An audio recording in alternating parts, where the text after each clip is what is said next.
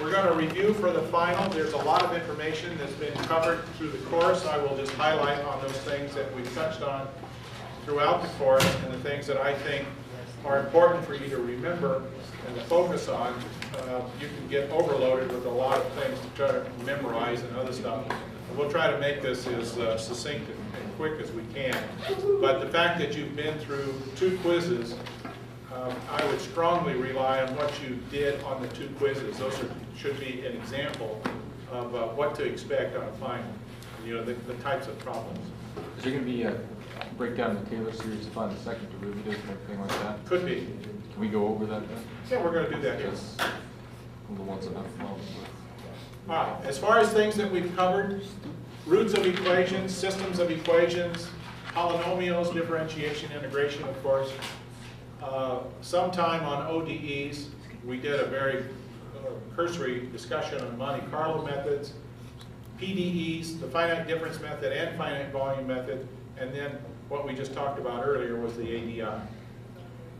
And I should say SOR. Now, if you think back from the very beginning, you should be familiar with how to do a bisection and how to do a Newton-Raphson. Of the methods that we covered in root finding, bisection and Newton-Raphson are the 2 critical ones. Know how to do that. Look at the example problem, a simple one.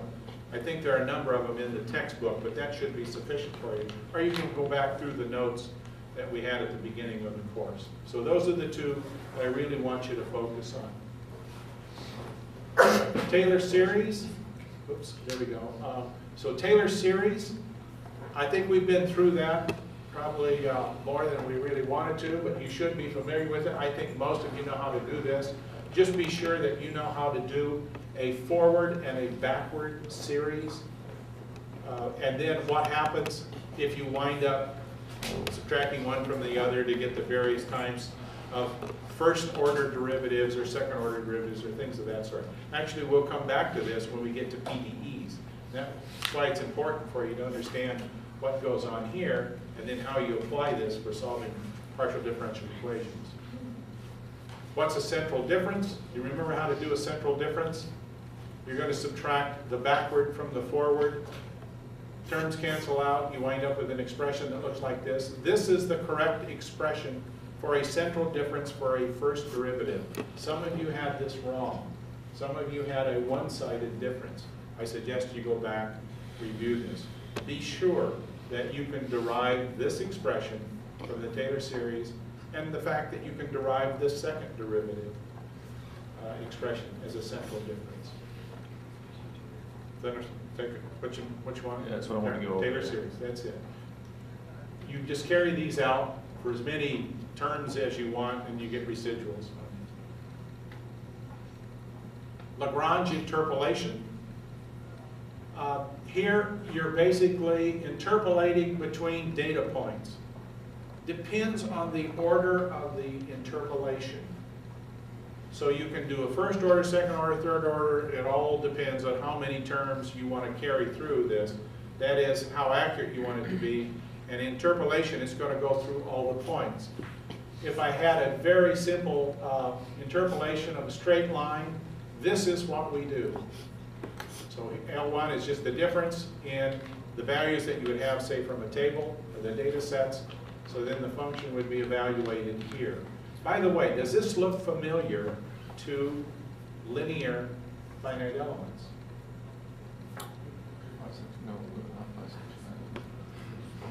If you remember, when we talked about the one-dimensional finite element, we didn't have L's. What did we use instead? N's. The N's were called shape functions. So if I have a linear approximation, that's what that is. So in the finite element terminology, they're called shape functions. It actually stems back to interpolation. If I want to go to a second order, you notice all I do is, oh, I've got to start bringing in some more terms on this. So here I would need 3 data points. That's the recursion expression. That's what it looks like. That just means I sum up all these darn things that go out as as high order as I want. Here's an example, find log 2 using Lagrange interpolation. If I do it, so here's the data. I have 1, 4, and 6, and then these numbers over here in this column. If I do a first order polynomial, I just plug into the relation that you just saw, and I get 0.46. Okay, so, well, that's not very good. Maybe I want to go a second order.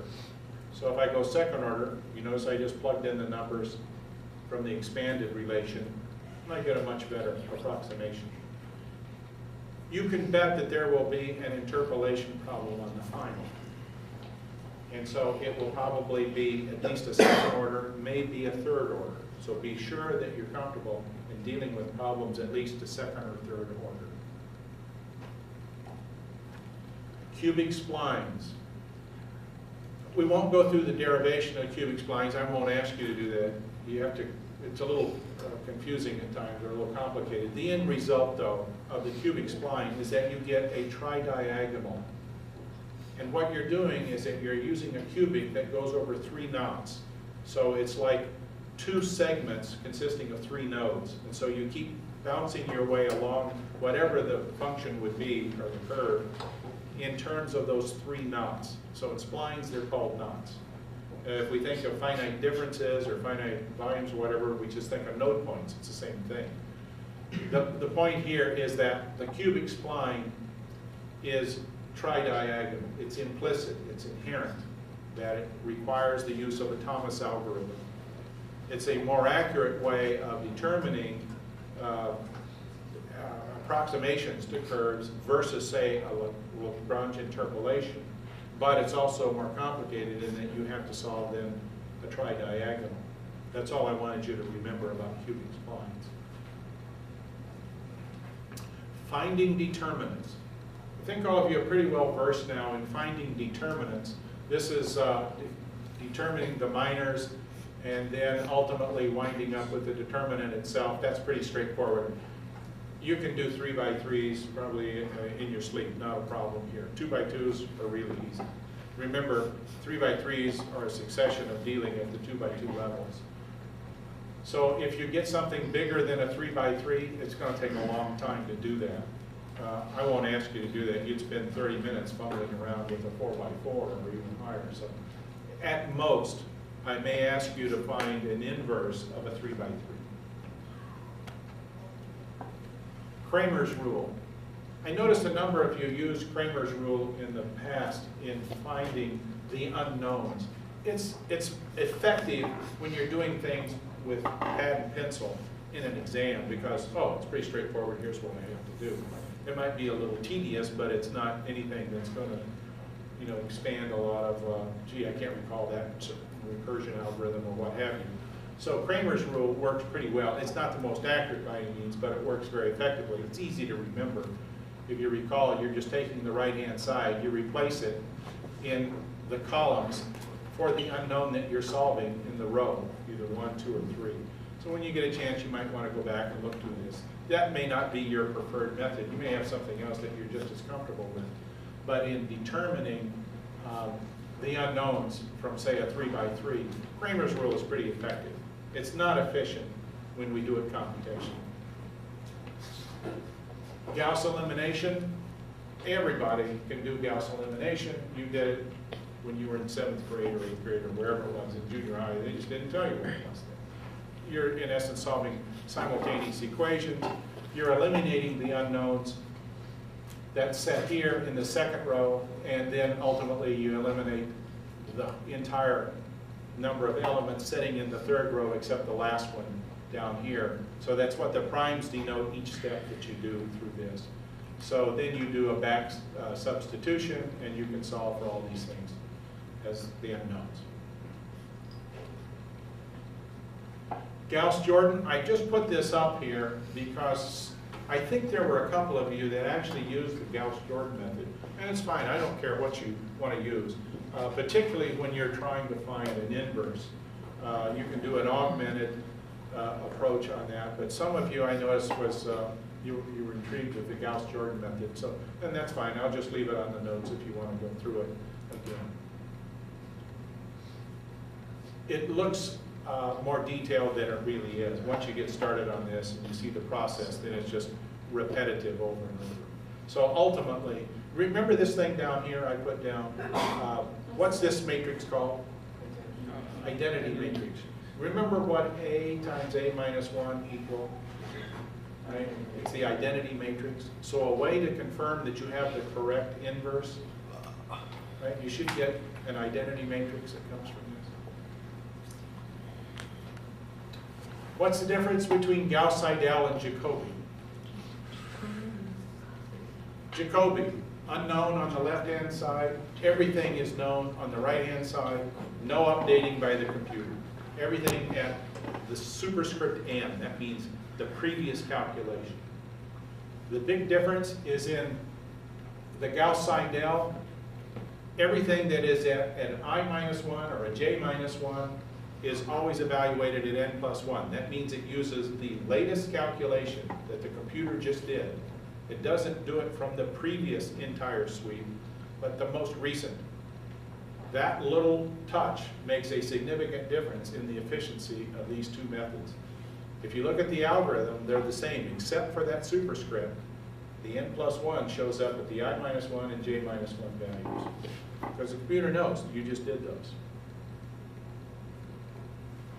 There's a summary of the solution schemes that's in your textbook. Gauss elimination. Review that. Be sure that you can do a simple Gauss elimination. LU decomposition. I put that in there just so that you might reacquaint yourself with it. It becomes rather time-consuming when you try to do it on an exam by hand. As far as a computer is concerned, you know, it's not a big deal. That's either my broker or... And here's the Gauss-Seidel method that's setting right here. So remember, you're calculating the residuals. By the way, this residual right here, what is this? Or not residual, but the error. What kind of error is that? Absolute. Remember, there are two kinds. Absolute and relative. You just think of relative, it means, okay, it's non-dimensional because I'm dividing by this thing. All right? There's also a table of integration schemes that shows up. This doesn't show up too well here in this projection, but it's in your book. The ones that I wanted to emphasize here, the trapezoidal rule, Simpson's rule, 1/3 and 3/8. So trapezoidal rule, Simpson's rule, 1/3 and 3/8 rule. The others are just kind of variations. There is one more, sitting right down there, which you just did on the second exam, Gauss quadrature. Be sure you can do that one. So those are the integration schemes I want you to be familiar with.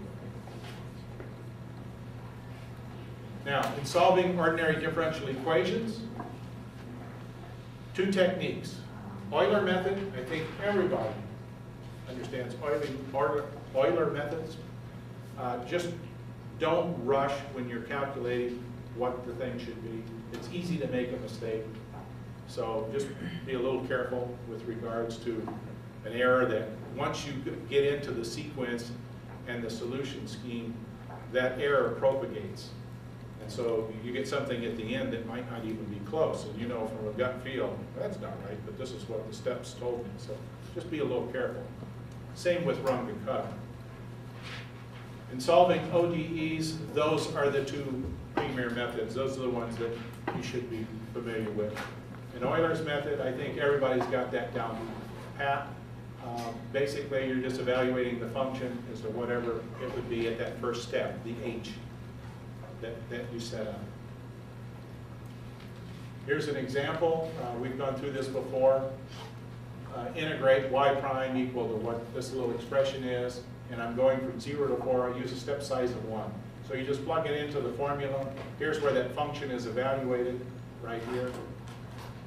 Then you get 3, therefore you get that. That's what the true solution would be. You go, okay, so I'm way off. That's one step. So if I go to the second step down here and I calculate it, I go, oops, now the error is 23. What's that telling me? Yeah, I say, my step size is too big. problem I give you, check that. Because I may give you one that actually will diverge. And so you could spend 30 minutes going through this thing. Boy, this thing works. When all you had to do was like the first 1 or 2 steps. And you say, this thing's diverging. Step size is too big. You move on. Runga kata. The other preferred method, and probably a lot more accurate, used a lot of places commercially, of course. It depends on the particular technique that you want to use. In Runga kata, there's a large family of these methods. What I suggest, know how to do a second order Runga kata, just like on the last exam. Here you have to decide, well, what is it that I'm going to use with regards to these coefficients? And so there are 2 methods that I suggest that you focus on, because these can be done fairly easily by hand in doing a few steps. So you either use Schoen's method, just A2, these are basically 1/2. So this is how you evaluate the K's. Or you can do the midpoint method, so A2 is equal to 1. That's what it looks like. Some of you actually use this method, and I think you'll find it might be pretty quick here. But in the long run, they're both about comparable as far as the amount of work that goes. So you still have to evaluate these things here. You notice that K2 is a function of what you calculate in K1. So there's no real shortcut like some of you tried. You might have wondered, why is it that you started out like this using the midpoint, but yet you wound up with the wrong answer? Because you forgot this gets played right here. So you see, it's kind of one or the other as to whether you want to do it this way or you want to do it this way. Fourth order Runga kata. I just throw this up here because that, by far, is the preferred method that you would use in doing a computer program. Now you've got 4 Ks to evaluate, and you can see in doing a fourth order Runga kata, gee, that can take a lot of time. If you have to do this amount of work, every step that you're doing, you could spend 2 hours just working out one problem. So I won't ask you to do a fourth order, but I might ask you, what method would you use for integrating this particular scheme or solving this ODE? And you might say, oh, fourth order Runga kata would be very tough. It's similar to Simpson's 1/3 rule. Least squares. I think everybody went through this. Be sure that you can do at least a linear or a quadratic higher order least squares. This time I may give you a problem that's got kind of goofy looking data. And what I suggest you always do first is to do a very rough sketch of the data so you visually can look. And it may be, oh, here's a curve that I need to do. So you don't have to waste time doing a linear and then you do a higher order scheme. So you can just look immediately and say, that's all I have to do. Same with the data. If it looks like the data is going to fall in a straight line, a linear may be sufficient. Now the way I do these is that I solve either a 2x2 or a 3x3 matrix. And I know you can do that on your calculators here, so there isn't a great deal of dead time that's going to be spent grinding out trivial solutions on this. So I know you can do that. Just be sure that you understand how to do the matrix operation to get the coefficients. So either linear or quadratic. So in plotting out the data, you can see in doing a regression, you're putting the line that fits through the data points, you're minimizing the error that's going to be associated with the distance from the point that might be off the line to the line itself. When I start doing things like this, that's interpolation. I'm forcing the curve to go through every point. If I come down here, now it looks like, maybe I'm using a cubic, because I want this thing to be smooth. So that's why you would go to maybe a higher order scheme if you want to send the data through all the points. Sometimes you'll deal with problems that are oscillatory. And so if you wound up doing this, you would really miss a number of the effects. The carbon dioxide that we're producing an annual basis that gets measured. You know, you really don't want to do a least squares through that. That's oscillatory. It's kind of like turbulence. You have a lot of fluctuations in there. You don't want to damp out that information because it can tell you a lot. That's just a procedure that we go through with regards to solving for the coefficients. This would be the 2 by 2 matrix that you would have down here if you had a linear. Some of you, I noticed, use this equation. That's all right. I don't care how you do it. If you want to memorize the equation and do that, that's fine. That's for a linear. I hope you can do it also for a quadratic. But that's in solving the coefficients A0, A1 for a linear regression. And then if you had a bunch of data, you would just have the data sets that you would fill in to put into these values setting up here. Here's an example of least squares from that data set that you just saw. You find the mean in X and Y, and then you can solve for the coefficients. Well, it's easy. You know, it doesn't take long at all. Just a little bit of calculation. And that's what you would get to fit that data. Sometimes you'll get the data that fits very well except for one point that might be out here, maybe one setting over here. As an engineer, what are you going to do? Outliers. Yeah, it's just called an outlier. So you just say, too bad it's an outlier, but that linear regression, for example, fits everything else really well. So I'm not going to waste time trying to put a higher order regression through this thing. It wouldn't make a whole lot of sense. How do you know if you have a good fit? Correlation coefficient. Now you don't really have to memorize this or do this other than you say, gee, how do I know that this fits well? I'd solve for the correlation coefficient. Now some of you may have that down. Actually, you may have it on your calculators. If you want to do it, fine. But it's not really necessary. I know that you know how to do it. Summary of methods, it's in the textbook as well. Here's linear regression, polynomials. This is actually under all the curve fitting. And you notice that we did interpolation at the beginning and then we picked this up later on. So here, it's in the textbook that you have, they just combine everything, splines and all that. So here are the cubic splines. See, these are called knots instead of nodes. Here's Lagrange interpolation. There is the polynomial and the linear. Anyway, they're all right there for you, so you can briefly review them. We talked briefly about Monte Carlo. You actually did a homework on this. What's the big thing with regards to Monte Carlo? What are you doing?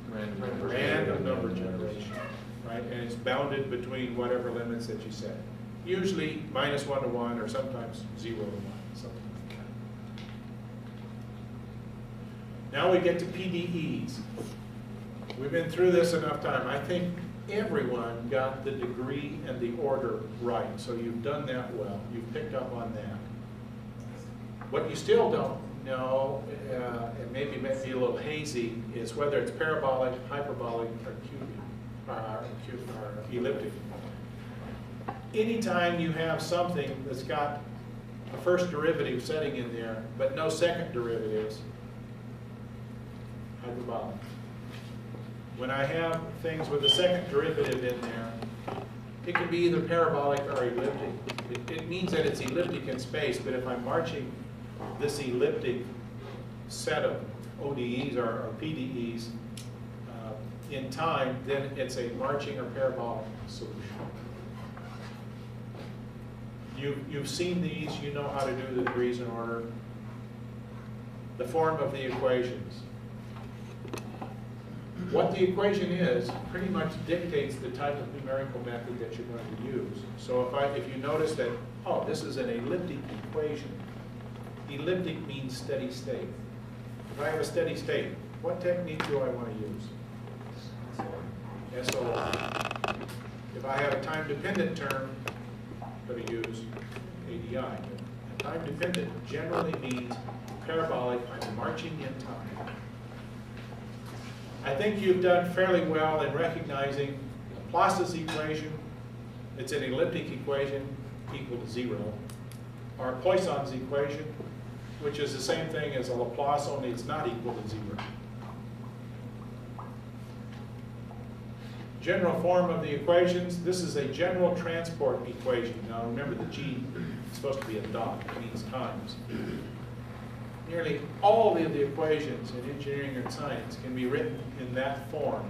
A time-dependent term, a gradient term, first derivative term here, a second derivative term there, and a source or sink. If you can discretize that equation, you can handle just about any equation that you want to deal with. And that holds for structural mechanics, fluid mechanics, heat transfer, nuclear engineering, it doesn't matter. Equations can be put in that general form. Finite difference methods. I think you know how to do this by now, doing either a one-sided difference or a central difference or what have you. It's just a simple discretization that comes from Taylor series. Here's a one-sided difference. I get that by just truncating off the Taylor series, and I say that first derivative is equal to phi of I minus phi I minus 1 over delta x. Now, would this be a forward or a backward difference? Forward or backward? That one. That's a backward, because I'm going I to I minus 1. That one, forward.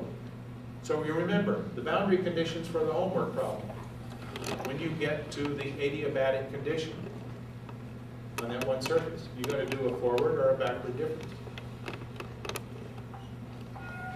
Doesn't matter because it's equal to 0. So if you wound up using this one, you could say phi of I, which is the boundary, is equal to phi of I plus 1 or j plus 1, whatever the direction would be, on the first interior node. So you go, oh, I replace that, I move on. I keep doing it again. So it works very effectively. Central differences, be sure that you can derive the central difference. It's what we indicated earlier from the Taylor series. I noticed that some of you had the wrong expression for the central difference for a first derivative. You need to correct that. It looks like this.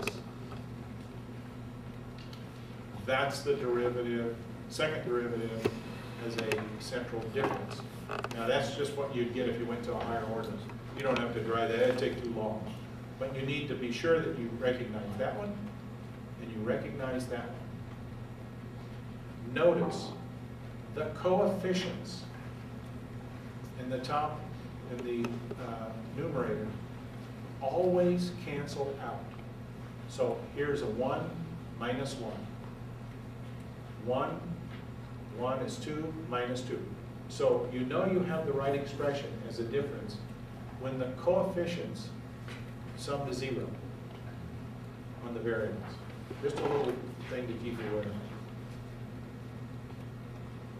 Discretizations. Here's a Poisson equation. Discretize this as a second order, or use a central difference operator. In x, that's what you get. Here's a central difference operator with respect to y. I evaluate q, ij. Right? This is the remainder that you would get. The only reason I put this up here is that this is a diffusion equation. So it's elliptic, so it acts like it wants to diffuse in all directions. So the coefficients for the diffusion are 1. See, it's implied 1 would be setting there. But in actuality, when you discretize the equations with the Taylor series, you have these leftovers. These are the highest order terms, the highest values of the highest order terms, the remaining terms. So you see what's going on. There's a coefficient. There's a coefficient. Even though that's fourth order, that's the second derivative twice, in essence. That acts as a diffusion term. That acts as a diffusion term. So you're not actually solving this as a diffusion with a coefficient of 1. It's 1 plus that in the x direction, 1 plus that in the y direction. So if you want to have something that's really accurate, what are you going to do? You got two choices. Either go to a higher order approximation, which means you're going to wind up, instead of solving tridiagonals here, you're going to have pentadiagonals or whatever. Or you shrink delta x and delta y. So remember in Taylor series, as the delta x's and delta y's go to 0, you recover the exact equation. So that means you're going to enhance the mesh. You're going to say, oh, if I shrink my intervals, then I'll get a higher accuracy, but it means I'm going to have a lot more nodes to solve. So that means your computer resource is going to go up. So that's the trade-off that you have. This is the discretization. This is what's really going on in 2 dimensions. So here is the molecule that I mentioned to you before. So here's the x direction, here's the y direction. This is what the equation for that node, ij, would look like at that point. Now that's explicit, see? That's assuming that the only unknown is ij. This is what happens when you're doing a parabolic. So you're marching from this level. Now the time here is indicated by L. So I have these as known values, and that would be the unknown value. So here, notice, see Ti, I, or L plus 1. So everything here would be known. This is like doing a time derivative. This is what happens when you do it implicitly. You see, so this is like doing a cubic spline, or if you're doing ADI. So this says at the level L plus 1, that's all the unknowns. So here are the 3 nodes that would be unknown. So if you notice the difference between here and here, you now have, right? I've got unknowns sitting on the right-hand side, so they would be actually a tridiagonal. Now this is called Crank-Nicholson. And in Crank-Nicholson, you're going to average between the old values and the new values.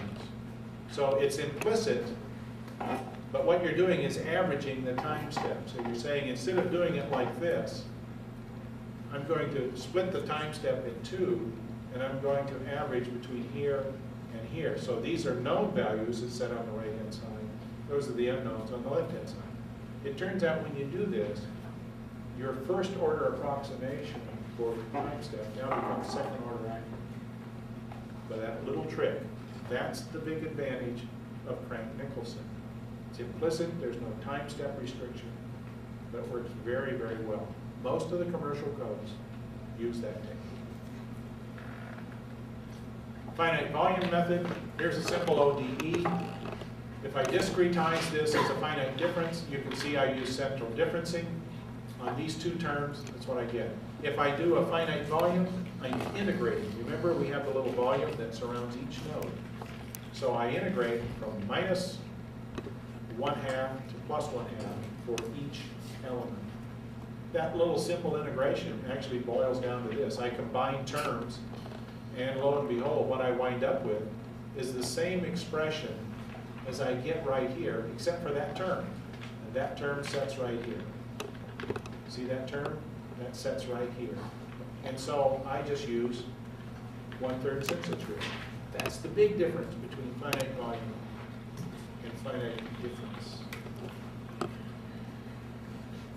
So if I have a steady state Poisson equation or a Laplace equation, I want to iterate.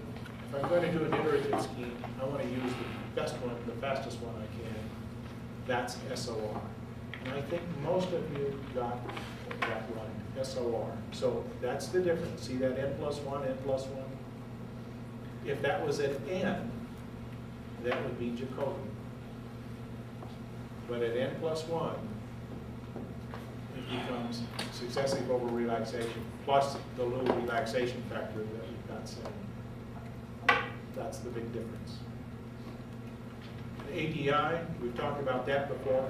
It's tridiagonal. The unknowns are setting on the left-hand side.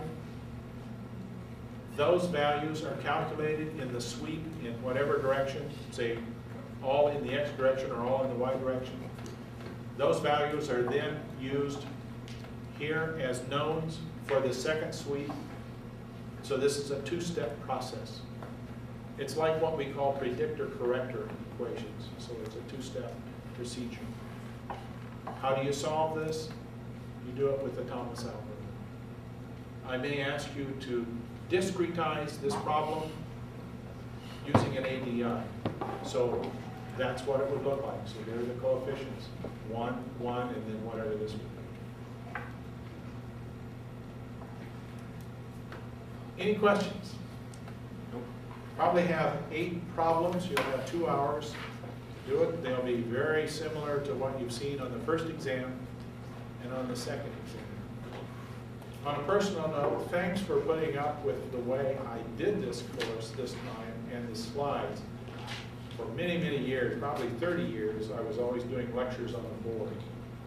And so, in fact, I do in the graduate courses, I generally tend to lecture on a whiteboard. To start off right here, and here's what we get, and this is where we go. A lot of times it takes more time than I wish I could get to actually show where the equation comes from.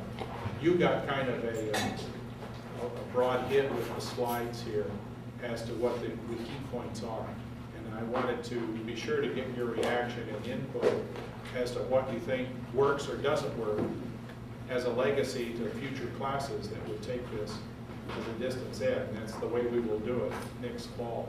So they'll be looking on the web, getting the slides, and then here are assignments, and then here are the videos that we've done from this thing, which we will enhance between now and then anyway. But if there's anything that just absolutely didn't work for you, or that you like, or whatever, let me know, because I want to be sure that passes on to the future classes. All right, good luck, and see you on Tuesday.